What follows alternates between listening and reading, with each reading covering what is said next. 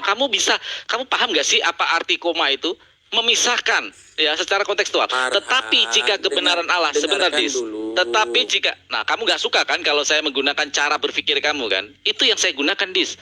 Saya sebenarnya bukan orang yang suka seperti itu. Beda Farhan. Kalau yang dalam hadis itu udah jelas itu berdusta dalam 3 hal. Jelas itu berdusta. Konteksnya Paulus, kamu malah menghilangkan kamu nih, kamu melintir kan? Redaksinya adalah diharamkan berdusta. Kamu silakan ayat apa hadisnya? Nih, hadisnya ya. Diharamkan kamu berdusta. Itu pernyataan.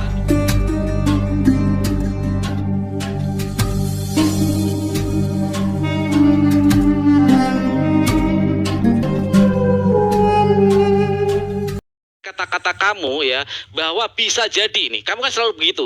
Tetapi jika kebenaran Allah oleh dustaku semakin melimpah bagi kemuliaannya, mengapa aku masih dihakimi lagi sebagai orang berdosa? Artinya ajaran Paulus boleh dengan melakukan dusta itu untuk memuliakan Tuhan. Tadi Yesus sebentar dong. Tadi Yesus mengatakan bahwa ajaran yang dusta itu adalah ajaran dari iblis. Apakah ajaran Paulus ini artinya adalah ajaran dari iblis? Silakan.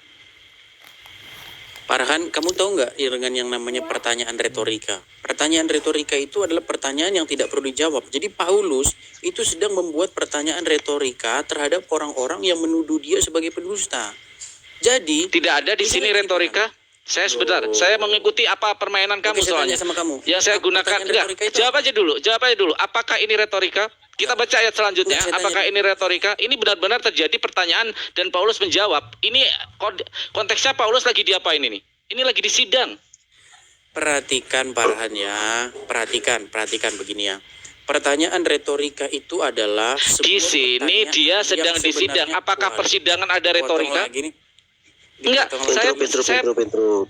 saya menjelaskan. Sebentar Mas Alpa, sebentar. Karena ini terbiasa. Sebentar Mas Alpa. Karena saya tahu karakter Edis. Kalau nggak diginiin dia akan muter-muter kemana-mana dan dia akan berdusta. Maka saya menggunakan menyetir pola pikir dia, saya kaitkan dengan Bible dia sendiri. Bagaimana dengan Roma 3 ayat 7? Ketika di sini jelas ini konteksnya kalau ini adalah asbabul wurud kalau di dalam hadis atau asbabun nuzul di dalam Al-Qur'an. Konteks dari peristiwa Roma 3 nomor 7 ini adalah ketika dalam persidangan.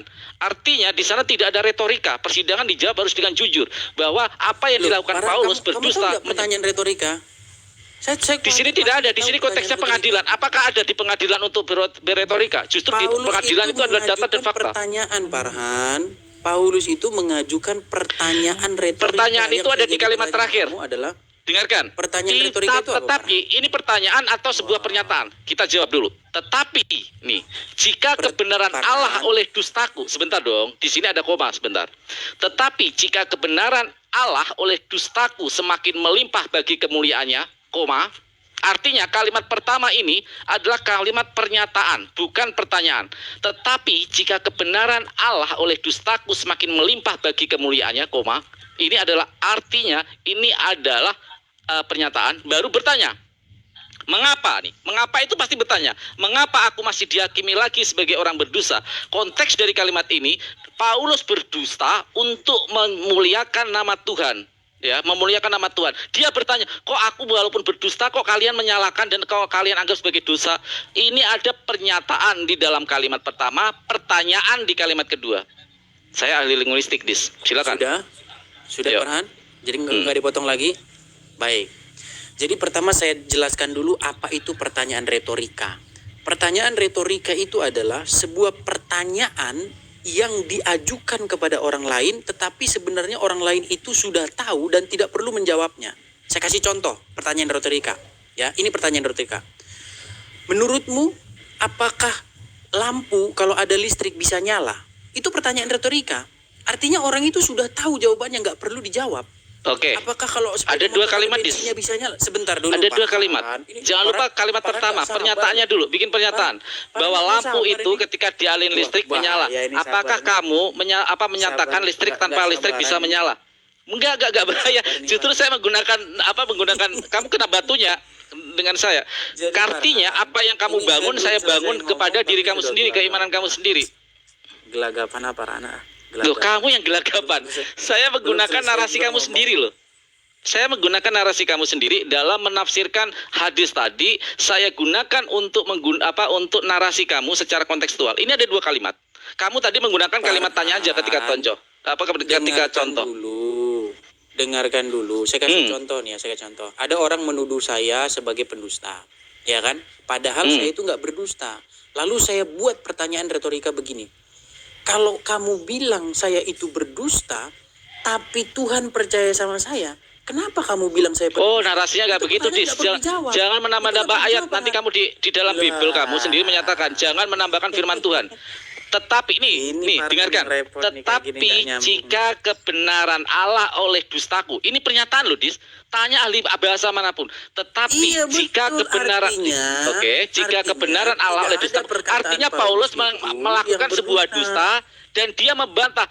Kalau dustaku ini dosa untuk kemuliaan, kenapa kalian masih menghukumku gitu loh? Iya, artinya dia tidak berdusta, Farhan. Gimana sih? Mana ada kedustaan untuk kemuliaan nama Tuhan tuh, mana ada? Itu nggak ada. Makanya itulah yang saya bilang rhetorical question. Kamu tahu nggak rhetorical question? Di sini ada pernyataan, Dis, dan pernyataan. Ada dua bagian. Ada tanda koma. Kamu paham nggak sih apa arti koma itu? Memisahkan ya secara kontekstual. Tetapi jika kebenaran Allah, sebentar, Dis. Tetapi jika, kamu nggak suka kan kalau saya menggunakan cara berpikir kamu kan? Itu yang saya gunakan, Dis. Saya sebenarnya bukan orang yang suka seperti itu. Beda, Farhan. Kalau yang dalam hadis itu udah jelas itu berdusta dalam 3 hal. Jelas itu berdusta. Konteksnya, kamu malah menghilangkan. Kamu kamu melintir kan? Redaksinya adalah diharamkan berdusta. Kamu silakan ayat hadisnya. Nih, hadisnya ya. Diharamkan kamu berdusta. Itu pernyataan dulu. Diharamkan berdusta. Baik. Tapi kamu percaya nggak sosok Muhammad, sosok orang yang sama mengajarkan nggak boleh berdusta dalam hadis? Saya tunjukin, bisa. Berani nggak kamu?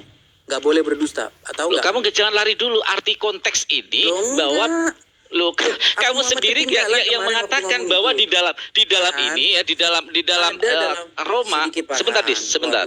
Di dalam Roma kamu yang akan gelagapan ya. Farhan yang ku kenal nggak begini loh, sobatku. Enggak, saya justru membangun narasi yang kamu bangun, Dis. Saya meletakkan narasi kamu di dalam konteks dari jawaban kamu. Roma 3 nomor 7 jelas di sana ada dua pemisahan, pernyataan dan pertanyaan. Ya, pernyataan dan pertanyaan. Pernyataannya adalah bahwa apa yang dilakukan Paulus adalah berdusta, walaupun itu demi kemuliaan Tuhan. Tetapi orang lain menyalahkan. Dia disidang. Ini konteksnya ayat ini, Paulus lagi disidang, Dis. Apakah disidang itu adalah retorika? Baik. Jadi kalau misalnya Anda dituduh oleh jaksa penuntut umum bahwa Anda mencuri misalnya sepeda motor, terus Anda mengajukan pertanyaan retorika kepada jaksa begini. Baik, kalau kamu tuduh saya pendusta, sedangkan yang empunya ada di sini dan dia tidak menuntut saya, bagaimana kamu tuduh saya mendusta? Itu dia menggunakan kalimat pertanyaan semua, bukan pernyataan. Loh, bukan dong. Di sini ada pernyataan. Biar kita nggak macet. Ini Farhan sobatku yang ku kenal nggak biasanya begini gitu loh. Saya justru menggunakan pola pikir kamu, Dis. Saya menggunakan pola pikir kamu. Biar kamu tidak terbiasa menggunakan narasi kamu untuk menjelaskan kitab kami. Ini pasti kamu justru akan kena di sini. Ada yang ngompor-ngomporin. Nggak ada yang ngompor-ngomporin. Saya justru akan melihat kamu bagaimana meletakkan kepada konteksnya. Ayat ini jelas pernyataan dari Paulus yang pertama. Ada pemisahan koma di sini ya. Bahkan di King James Version bisa kamu baca. Tetapi jika kebenaran Allah oleh dustaku, ini pernyataan loh. Ini dia mewakili dirinya sendiri ya. Tetapi jika kebenaran Allah oleh dustaku semakin melimpah bagi kemuliaannya, mengapa aku masih dihakimi lagi sebagai orang berdosa? Udah, jangan mengalihkan secara kontekstual. Apakah tanda koma ini pernyataan atau pertanyaan yang pertama? Iya, jelas itu pernyataan dan pertanyaan. Pernyataan dan pertanyaan. Oke, pernyataan itu apa artinya? Pernyataan mereka itu kan tuduhan mereka bahwa Paulus itu berdusta. Tetapi Paulus mengajukan pertanyaan balik. Kalau dusta saya itu membuat kemuliaan Tuhan itu semakin bertambah, mengapa saya harus dihakimi? Artinya maksudnya itu adalah kamu tuduh saya berdusta untuk kemuliaan nama Tuhan. Bukan Mustahil. menuduh di sini tidak ada orang kedua. Dia Oke, baiklah. menceritakan yang dia lakukan. Saya lanjutkan lagi sebelum teman-teman mau ngomong Farhan gini. Kamu percaya tidak bahwa sosok Muhammad yang sama di hadis juga mengatakan tidak boleh berdusta? Nggak ada di situ kecualinya. Pertanyaan saya, apakah Muhammad yang lain yang itu ketinggalan masalah? Nah, kamu malah justru menarasikan hal yang tidak ada di dalam hadis itu. Ya, ini yang saya bilang, ada Jis. loh, Farhan dikatakan Logika Muhammad kamu tidak yang boleh- saya tidak boleh bawa ke dusta. dalam diri kamu ketika kamu cara menjelaskan. Saya akan pakai cara kamu, Dis. Kalau kamu dipakai dengan cara penjelasan seperti itu, bagaimana reaksi kamu? Nggak enak kan? Nggak suka kan? Artinya ketika kamu menggunakan narasi Oke, itu, Farhan, Roma mungkin 3 ayat biar Farhan 7. tidak karena Farhan nampaknya Jangan kabur, agak jangan kabur, gelagapan, jangan kabur. Saya permisi dulu Farhan. Jangan kabur, Farhan, Dis. karena Farhan Dis, gelagapan ya. jangan kabur. Terima kasih. Kamu terbiasa untuk kabur, ya. Dis, belum. Ini Dis menggunakan belum, Dis. Bentar, Dis. kabur dia. Aduh. Aduh, saya mau ajak main mampus. logika. Gak apa-apa ya, Iwan Pilak. Karena terbiasa, sekali-kali harus digituin karena biar dia tidak terbiasa menggunakan narasi-narasi yang memang tidak ada di dalam hadis. Bagaimana tadi di sini dijelaskan oleh Ustadz Alwan, bahkan Said Agil, Ustadz Alif, ada kedaruratan di sana. Bahkan dikasih analogi tentang ambulans. Rule dasarnya ketika lampu merah harus berhenti. Tetapi ada kedaruratan di sana, daruroh di sana, maka lampu merah itu bisa diterobos gitu loh. Walaupun hukum dasarnya adalah tidak diperbolehkan ya, tidak diperbolehkan lampu merah itu dia lewat ya. Jadi harus dikasih pelajaran orang-orang seperti Edis itu. Jangan seenaknya menggunakan narasi ketika Bible-nya dinarasikan. Bahkan saya tidak melenceng sedikit pun dari Bible dia kabur. Itu karakter-karakter orang yang suka memelintir, tetapi ketika pemikiran dia sendiri dibawa ke dalam Bible dia kepanasan dan dia kabur ya.